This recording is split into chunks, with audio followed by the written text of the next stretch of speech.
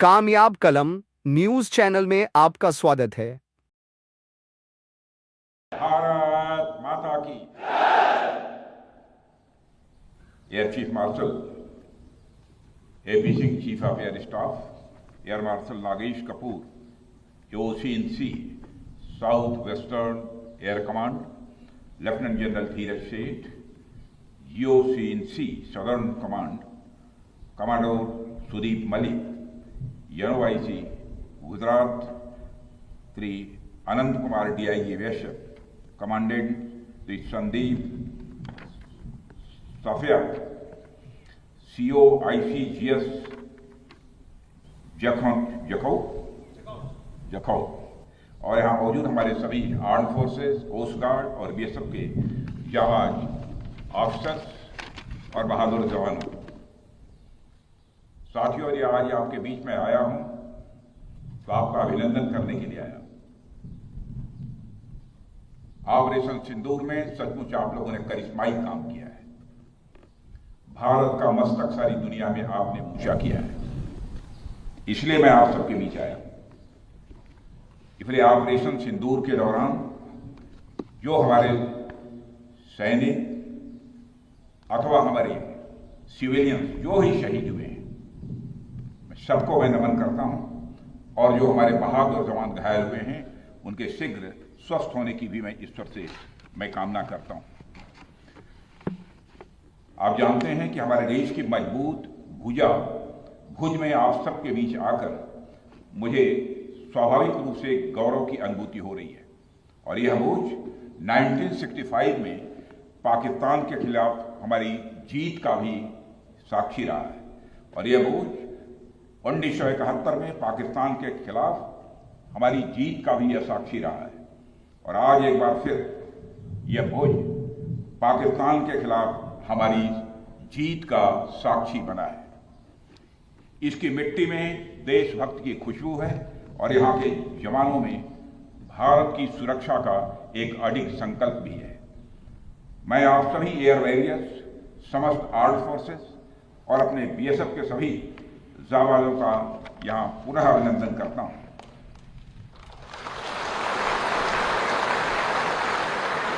अभी कल ही में श्रीनगर में सेना के अपने वीर जवानों से मिलकर लौटा हूँ, और आज मुझे आपके बीच आने का यहाँ अवसर मिला है।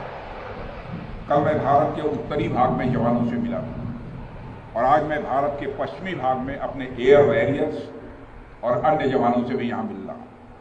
दोनों ही फ्रंट्स पर हाई एनर्जी और हाई जोश देखकर सच्चाई है कि मैं स्वयं को अपने को उत्साहित महसूस कर रहा हूँ, और आश्वस्त हूँ कि भारत की सीमाएं आप सभी के मजबूत भुजाओं से पूरी तरह से सुरक्षित है। ऑपरेशन सिंदूर, और मैं बताना चाहता हूँ ऑपरेशन सिंदूर नाम किसने दिया? ऑपरेशन सिंदूर का नाम हमारे देश के यशस्वी प्रधानमंत्री आदरणीय नरेंद्र मोदी ने दिया, जो इसी जापान की धरती, इसी गुजरात की धरती पर गुजराती मां को और ऑपरेशन सिंदूर के दौरान जो कुछ भी आपने किया है, समस्त हिंदुस्तानियों को, चाहे वह भारत के रहने वाले हों अथवा दुनिया के दूसरे देशों में रहने वाले हों, सभी गौरवान्वित हुए हैं। भारतीय वायुसेना के लिए सिर्फ 23 मिनट यह काफी थे पाकिस्तान की सरजमी पर पल रहे आतंक के अजगर को कुचलने के लिए, और वह आपने करके दिखाया है।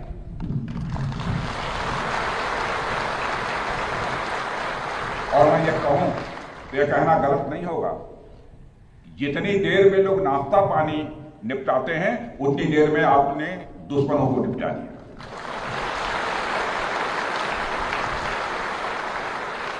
आपने दुश्मनों की जमीन पर जाकर आपने मिसाइलें गिराई है।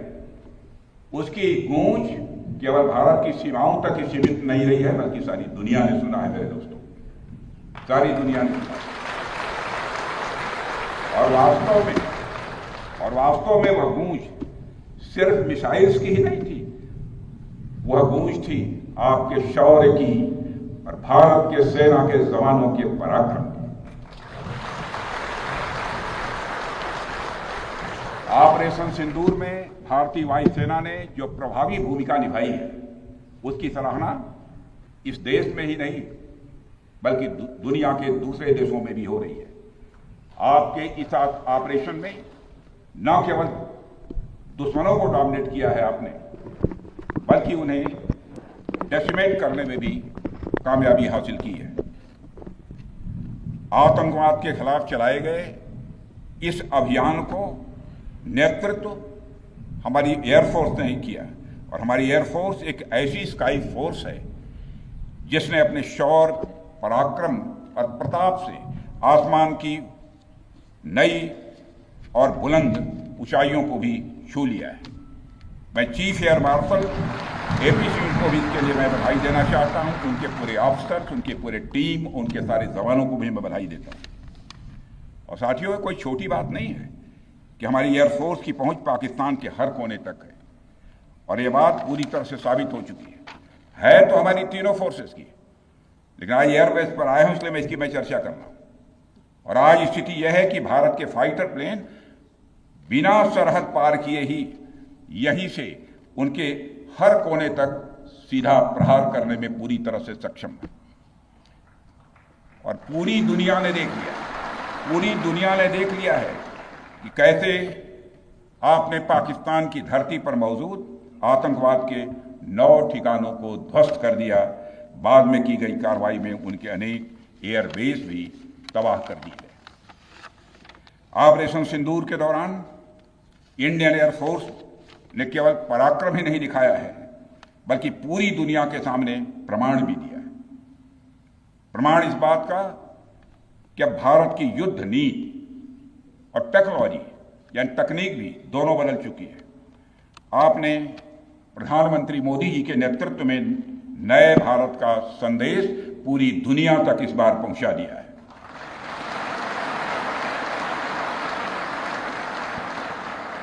और साथियों, यह संदेश है कि अब भारत केवल विदेशों से इंपोर्ट किए गए हथियारों और प्लेटफॉर्म्स पर ही निर्भर नहीं है, बल्कि भारत में बने अस्त्र और शस्त्र भी हमारी सैन्य शक्ति का अब हिस्सा बन चुके हैं। अब भारत में बने और भारतीय हथियारों से बने हथियार भी अचूक और अभेद्य हैं। यह पूरे विश्व ने देख लिया है। ब्रह्मोस मिसाइल की ताकत को तो पाकिस्तान ने खुद स्वीकार कर लिया है। हमारे देश में एक कहावत काफी पुरानी है और वह है दिन में तारे दिखना।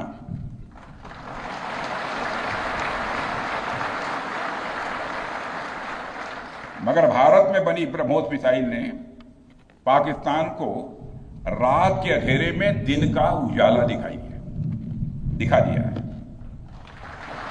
रात के अंधेरे में दिन का उजाला दिखा दिया है।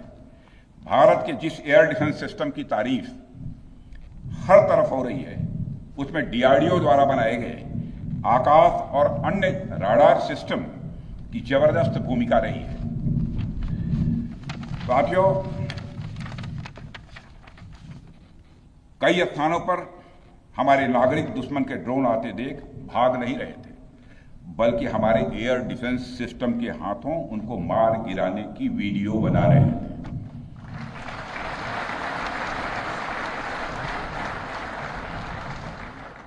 अब ड्रोन देखकर लोग भागने लगते हैं, लेकिन हमारे भारत के नागरिक वीडियो बना रहे थे। साथियों, आपने पाकिस्तान में मौजूद टेरर इंफ्रास्ट्रक्चर के खिलाफ प्रभावी कार्रवाई की है, मगर पाकिस्तान फिर से इस कोशिश में लग गया है कि ध्वस्त हुए आतंकी ढांचे को फिर से खड़ा किया जाए। वहां की सरकार पाकिस्तानी आम नागरिकों से लिया गया टैक्स जैशे मोहम्मद जैसे आतंकवादी संगठन के आका मसूद अजहर को करीब 14 करोड़ रुपए देने में खर्च करेगी, जबकि वह यूनाइटेड नेशंस डेजिग्नेटेड टेररिस्ट घोषित हो चुका है। इतना ही नहीं, लश्कर-ए-तोयबा और जैश-ए मोहम्मद के मुरूद के और बहावलपुर स्थित टेरर इंफ्रास्ट्रक्चर को फिर से खड़ा करने के लिए पाकिस्तान सरकार ने आर्थिक सहायता देने की घोषणा की है, लेकिन निश्चित रूप से इंटरनेशनल मॉनेटरी फंड से आने वाले $1 बिलियन के बड़े हिस्से को टेरर इंफ्रास्ट्रक्चर को फंड करने में इस्तेमाल होगा, ऐसा मेरा मानना है। क्या यह इंटरनेशनल मॉनेटरी फंड IMF द्वारा, जो कि एक इंटरनेशनल ऑर्गेनाइजेशन है, उसके द्वारा इनडायरेक्ट फंडिंग इसे नहीं माना जाएगा? मैं दुनिया के लोगों के सामने यह सवाल रखना चाहता हूं। इसलिए मैं मानता हूं कि आज के समय में पाकिस्तान को किसी भी तरह की आर्थिक सहायता टेरर फंडिंग से कम नहीं है। भारत यही चाहेगा कि IMF पाकिस्तान को अपनी $1 बिलियन की असिस्टेंस पर वह पुनर्विचार करे और आगे भी किसी भी तरह की सहायता देने से IMF परहेज करे।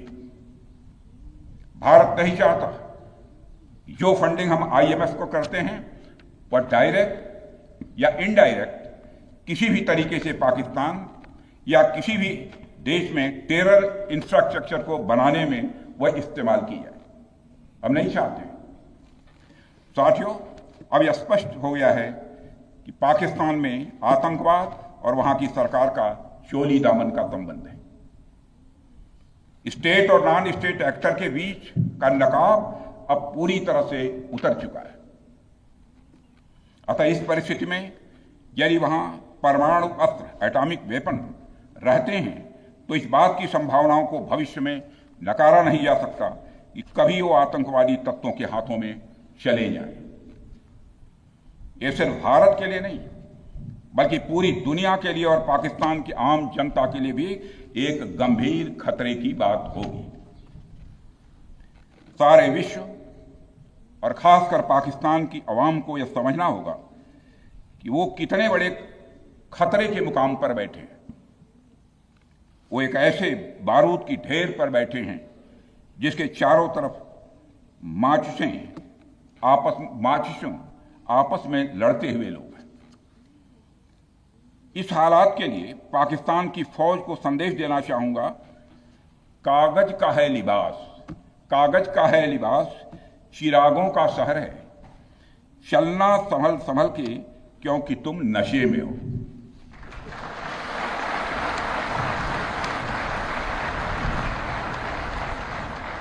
साथियों, अभी आपने जो पराक्रम दिखाया है उसकी चर्चा पूरी दुनिया में हो रही है। जैसा मैंने पहले भी कहा, आज भारत को वैश्विक मंच पर जो सम्मान मिल रहा है उसकी बुनियाद में यदि कहा जाए साफ तौर पर तो वह है आपका पराक्रम।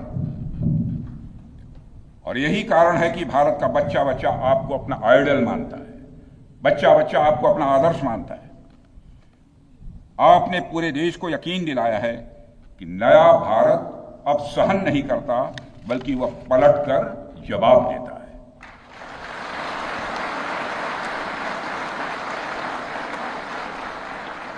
मैं चाहे जितना कुछ भी बोलूं, लेकिन मेरे शब्द आपके कार्य को मापने में असमर्थ होंगे। मैं कृतज्ञ राष्ट्र की ओर से आप सबके प्रति पुनः आभार व्यक्त करता हूं।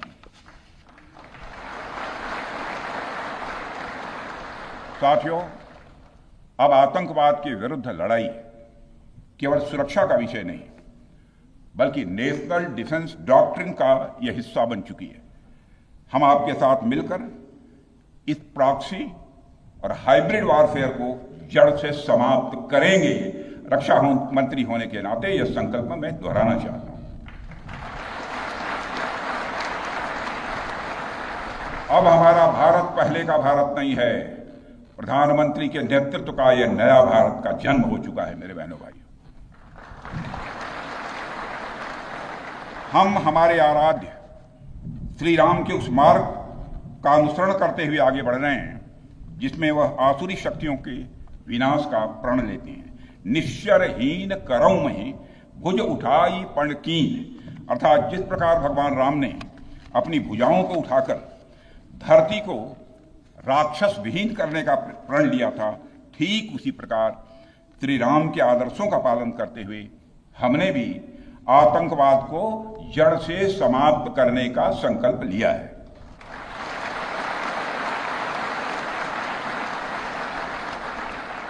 साथियों, प्रधानमंत्री मोदी जी के नेतृत्व में हमारी सरकार आने के बाद सैन्य मामलों को लेकर भारत की सोच और सामर्थ्य दोनों में अभूतपूर्व बदलाव आया है। हम भगवान राम के उस सिद्धांत का पालन करते हैं, सठ संग विनय, कुटिल संग प्रीति, सहज कृपण संग सुंदर नीति। अर्थात दुष्ट के साथ विनम्रता, कुटिल के साथ सदाशयता और कंजूस के साथ उदारता का आचरण कभी भी नहीं करना चाहिए। मैं आप लोगों को भी बता रहा हूं, बल्कि सठे साठ्यम समाचरेत या टिट फॉर टैट।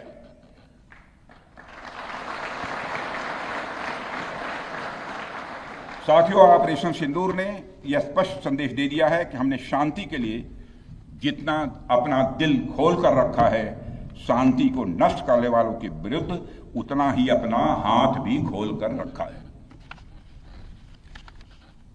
साथियों, एक और बात मैं यहां साफ कहना चाहूंगा कि ऑपरेशन सिंदूर अभी खत्म नहीं हुआ है। जो कुछ भी हुआ है वह सिर्फ एक ट्रेलर मात्र था। अब जब भी सही समय आएगा तो हम पूरी पिक्चर भी दुनिया को दिखाएंगे।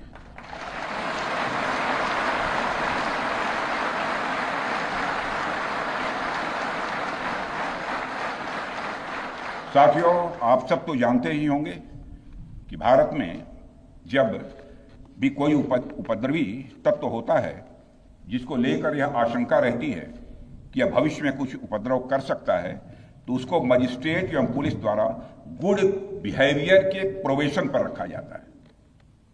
कोई गड़बड़ करता है तो उसको कुछ समय के लिए मजिस्ट्रेट गुड बिहेवियर के प्रोबेशन पर रखते हैं। अगर वह व्यक्ति प्रोबेशन के दौरान कोई भी शरारत करता है तो उसे उचित दंड भी दिया जाता है। ठीक उसी तरह वर्तमान सीज फायर में हमने पाकिस्तान को बिहेवियर के आधार पर अभी प्रोबेशन पर रखा हुआ है। यदि उसका बिहेवियर सुधरता है तब तो ठीक, और यदि बिहेवियर में फिर से गड़बड़ी आती है तो उसको कड़े से कड़ा दंड दिया जाएगा।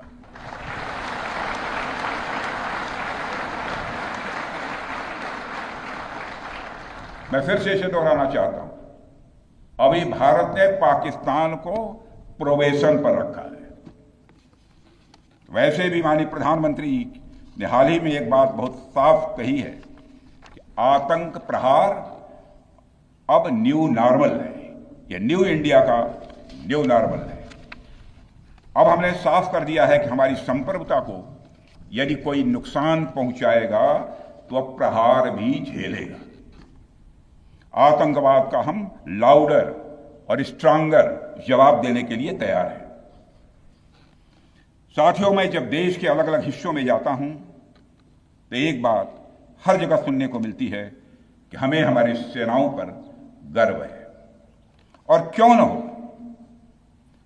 आप सबने अपने पराक्रम से, अपने शौर्य से पूरे देश के दिल में एक अपनी खास जगह बनाई है।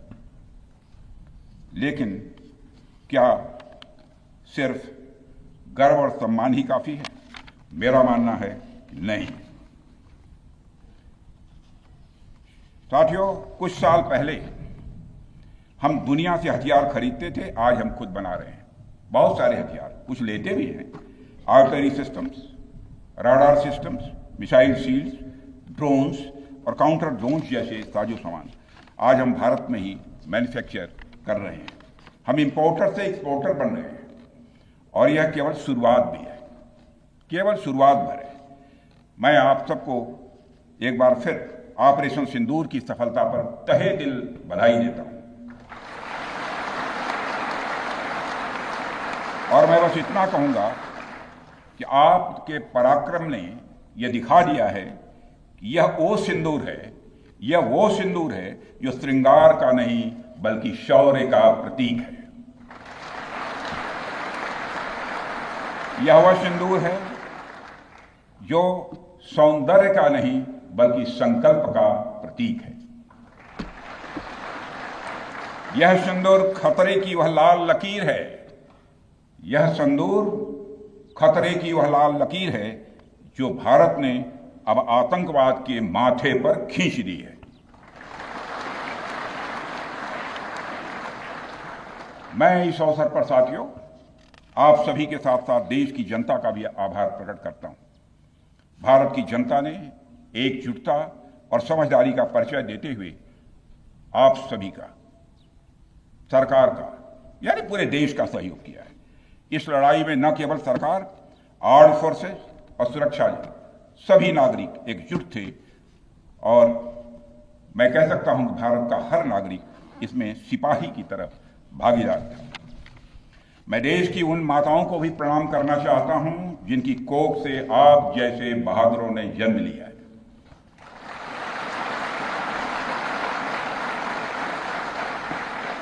मैं उन परिवारों को भी नमन करता हूं जिन्होंने आपको पाला पोसा और बिना किसी हिचक के राष्ट्र की सेवा के लिए आपको समर्पित कर दिया।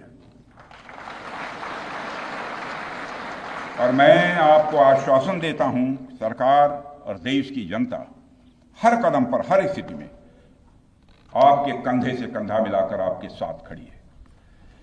और मुझे पूरा विश्वास है कि आपके सहयोग से हम इस पूरे रीजन में आतंकवाद का समूल नाश करेंगे, ताकि कल को कोई भारत की संप्रभुता के खिलाफ आंख उठाने की हिमाकत न कर सके।